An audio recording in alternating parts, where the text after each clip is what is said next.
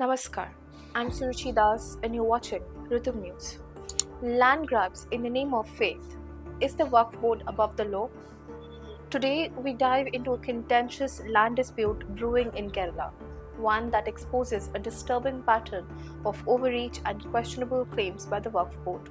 At the center of this storm are 404 acres of land in Munambam, Ernakulam district, where 600 families, Hindus and Christians, now face an existential crisis. Let's uncover the layers of this complex and politically charged controversy. For decades, these families have lived peacefully on land they claim to have purchased legally from Farooq College.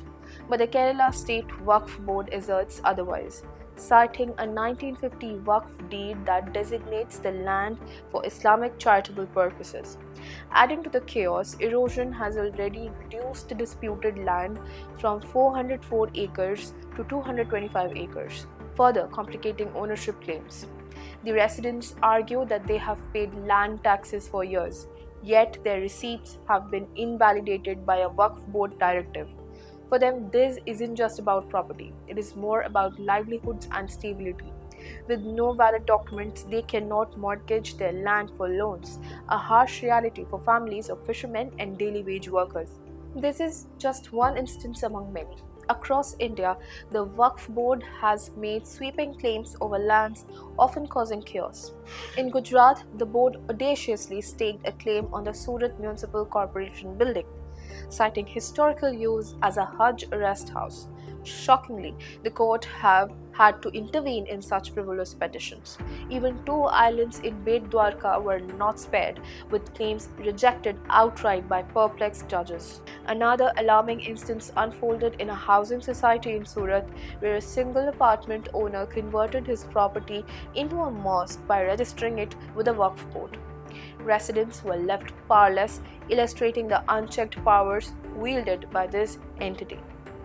Waqf, as per Sharia law, transfers property ownership to Allah, rendering it untouchable and irrevocable.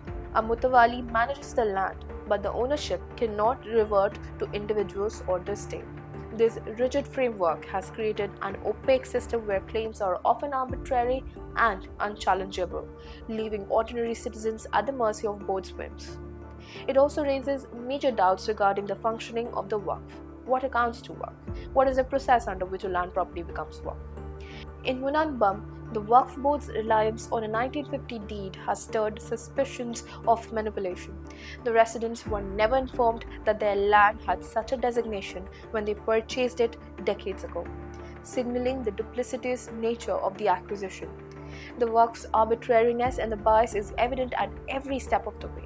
This omission raises serious questions about the transparency and accountability in land transactions involving Waqf properties. Is the Waqf Board above accountability? This situation raises a critical question. Who empowered the Waqf Board to act as an autonomous entity, making arbitrary claims over lands and lives? Is it time to revisit the laws governing Waqf properties to ensure fairness and prevent misuse? Unchecked authority breeds anarchy, and the Munambam case is a glaring example of that. If left unresolved, such disputes will erode public trust in property rights and governance, leaving citizens vulnerable to exploitation. The Munambam dispute has ignited a political firestorm.